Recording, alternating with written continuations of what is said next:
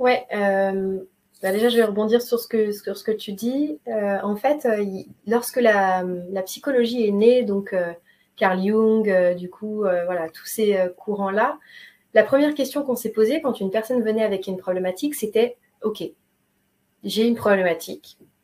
Pourquoi? Pourquoi j'en suis arrivée là ?» Et c'était une très très bonne manière de commencer. Heureusement d'ailleurs qu'ils ont commencé comme ça, parce que c'est les premiers travaux. Donc sinon, on n'en serait peut-être pas là. Et après, en fait, petit à petit, on est arrivé vers la thérapie symbolique, puis la thérapie systémique.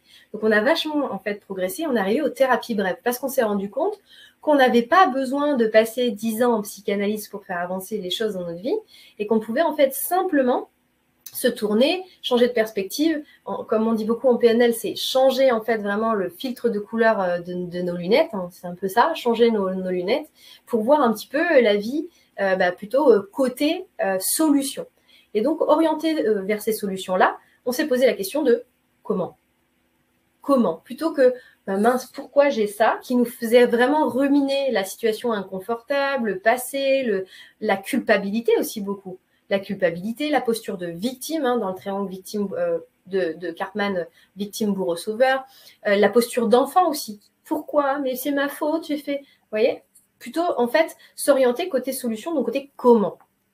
Comment je peux améliorer les choses? Comment je peux faire en sorte de m'en sortir? Comment je peux arriver à comprendre en fait l'enseignement qui m'est transmis aujourd'hui, etc., etc.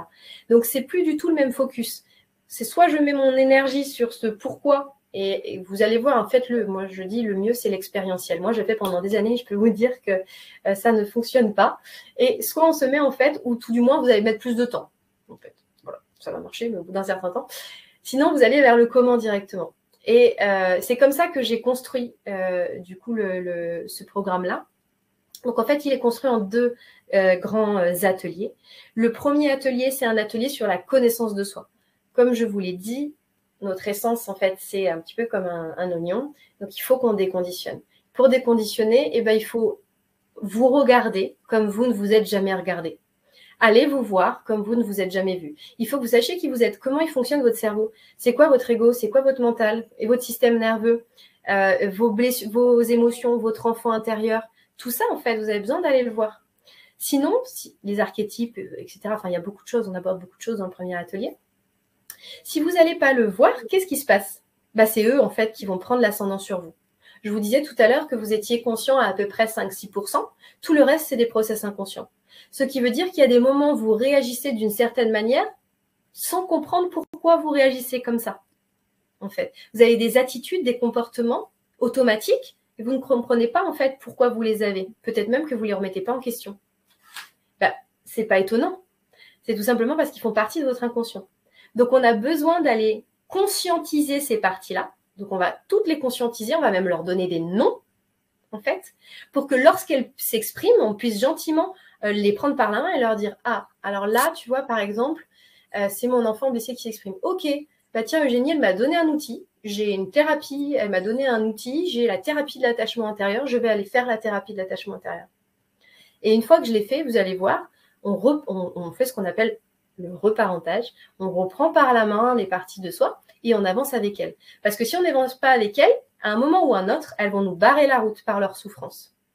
Ça, c'est tout le temps. Quand vous avez un blocage dans votre vie, c'est pas que vous avez un problème, hein. C'est juste qu'il y a une partie de vous qui s'exprime et que vous avez besoin d'aller la voir. C'est tout.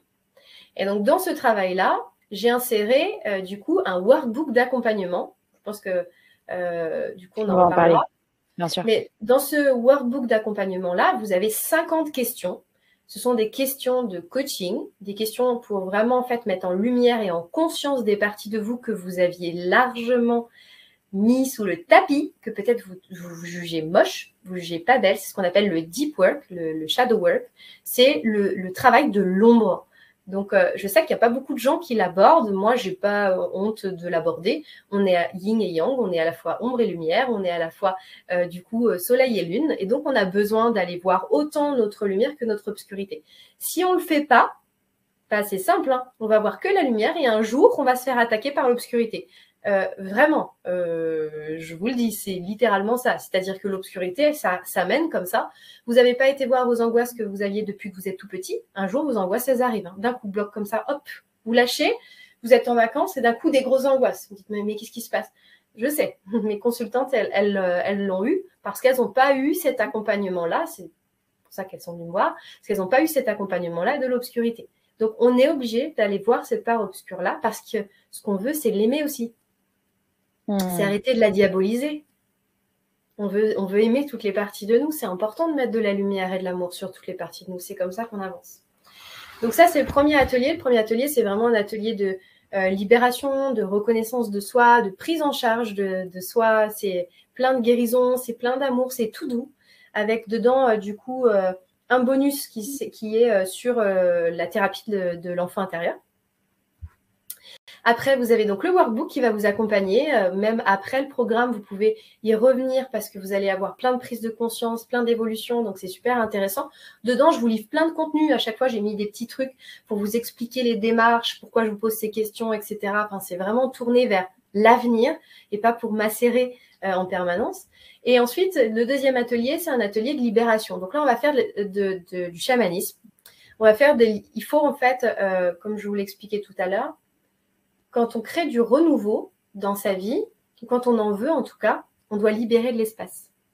La nature a horreur du vide. Vous voyez bien, vous avez un tout petit truc de terre, des fois même du goudron, et puis vous avez une pousse qui va se mettre dedans. Et là, vous dites, mais la nature est incroyable.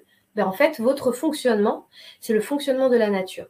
Je suis fait de l'univers et l'univers est fait de moi, c'est ce qu'on dit en Ayurveda, c'est ce que m'ont appris mes voyages.